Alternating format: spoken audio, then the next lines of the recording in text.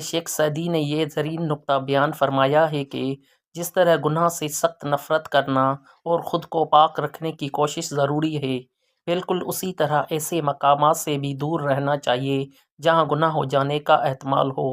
انسان اپنی نیک نفسی کے باعث پاک بھی رہے، پھر بھی لوگ طرح طرح کی باتیں بنائیں گے اور شک کا اظہار کریں گے۔ حضرت پیراں پیر جیسے عظیم بزرگ اللہ تعالیٰ کی بے نیازی سے لرزاں رہتے تھے اور نہایت عاجزی سے عرض کرتے تھے کہ روز قیامت ان کی بخشش ہو جائے۔ ایسی صورت میں یہ بات دانائی کے مطابق نہیں ہے کہ ہم جیسے گنہگار بندے اللہ کے غضب سے بے پرواہ ہو جائیں اور اپنے حقیقی مالک و خالق کو چھوڑ کر کسی اور آستانے پر سر جھکائیں۔ بچوں کی فطرت اور عادت پر غور کیا جائے تو یہ بات سمجھ میں آتی ہے کہ اس نے اپنی زندگی کے پہلے دن سے برائی ہی کی ہوگی۔ یہی باعث ہے کہ ہر شخص اس سے نفرت کرتا ہے اور دیکھتے ہی مار ڈالتا ہے۔ جو شخص اپنوں سے وفا نہیں کرتے وہ کبھی غیر کا بھی نہیں ہوتا۔ عقل مند کے لیے اشارہ ہی کافی ہے۔ کچھ ایسے لوگ بھی جن کی فطرت میں ہی برائی کوٹ کوٹ کر بھری ہے، ایسے ضرر رساں لوگ بغیر کسی مقصد کے دوسروں کو نقصان ہی پہنچاتے رہتے ہیں۔ اگر کسی شخص سے کوئی کام لینا ہو تو اس کے علم و اہلیت کے بارے میں کام سپرد کرنے سے پہلے تحقیق کر لی جائے۔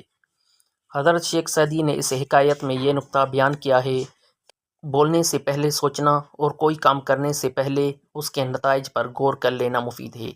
بصورت دیگر اکثر ایسا ہوتا ہے کہ آنکھوں کا مریض سلوتری سے دوا ڈلوا کر بینائی سے محروم ہو جاتا ہے۔ اگر شیر بھوک سے تڑپ رہا ہو، اس کو جان کے لالے پڑ گئے ہوں، پھر بھی وہ کتے کا چھوڑا نہیں کھاتا۔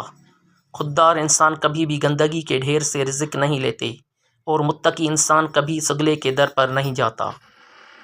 حضرت سعدی نے اس حکایت میں یہ بات واضح کر دی ہے کہ حصول رزق اور اپنی حاجات پوری کرنے کے لیے شرفا کو وہ پستی اختیار نہیں کرنی چاہیے جو جانوروں کا خاصہ ہے۔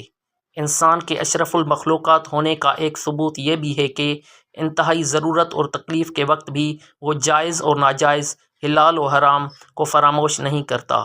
جو لوگ یہ احتیاط نہیں کرتے وہ جانوروں کے صف میں شامل ہو جاتے ہیں۔ ریاکار شخص اگرچہ خیال کرتا ہے کہ وہ اپنی چالاکی سے لوگوں کو دھوکہ دینے میں کامیاب ہو جائے گا، لیکن سوچنے کی بات یہ ہے کہ عالم الغیب خدا کو کس طرح دھوکہ دے گا۔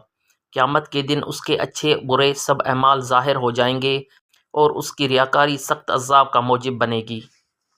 جب ایک شخص خود کو اطاعت حق میں مشغول پاتا ہے اور دوسروں کو اس طرف سے بے پرواہ پاتا ہے تو غیر محسوس طور پر اس کے دل میں غرور پیدا ہو جاتا ہے کہ یہ لوگ مجھ سے کم درجہ کے ہیں اور میں مقربان بارگاہ میں سے ہوں۔